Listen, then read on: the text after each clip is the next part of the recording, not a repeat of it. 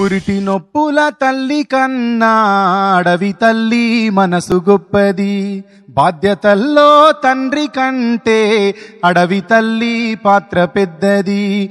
పురిటి నొప్పుల తల్లి కన్నా అడవి తల్లి మనసు గొప్పది. బాధ్యతల్లో తండ్రి కంటే అడవి తల్లి పాత్ర పెద్దది. అర్ధరాత్రి శత్రువు వస్తే ఎండిన ఆకుల అలికిడి చేస్తది. పాడు శకునం కంట్లో పడితే పక్షితోని కబురు పంపుతది. పురిటి నొప్పుల తల్లి కన్నా అడవి తల్లి మనసు గొప్పది.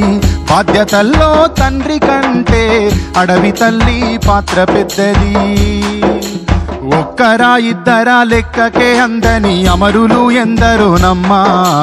ఒకటనా రెండనా ఎన్నెన్ని ఘోరాలు భరించెనే అడివమ్మా. పల్లె తల్లిని వీడిన వాళ్లను పావురంగా పెంచుకుంటది. కన్న తల్లిని మరిచినోళ్లను గావురంగా సాదుకుంటది. న్యాయమొక్కటి రక్షించమంటూ ఉద్యమాన్ని నూరిపోస్తది. పురిటి నొప్పుల తల్లి కన్నా అడవి తల్లి మనసు గొప్పది. బాధ్యతల్లో తండ్రి కంటే అడవి తల్లి పాత్ర పెద్దది.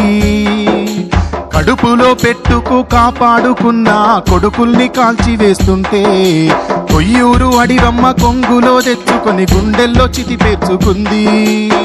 బిడ్డలెందరో నేల కొరిగినా గర్భశోకం సంద్రమయ్యినా కడుపు కోత నింగినంటినా రక్తపాతం ఎంత జరిగినా రాజులేని సంఘం వచ్చేదాకా పోరుకు పురుడు పోస్తానంది. పురిటి నొప్పుల తల్లి కన్నా అడవి తల్లి మనసు గొప్పది. బాధ్యతల్లో తండ్రి కంటే అడవి తల్లి పాత్ర పెద్దది.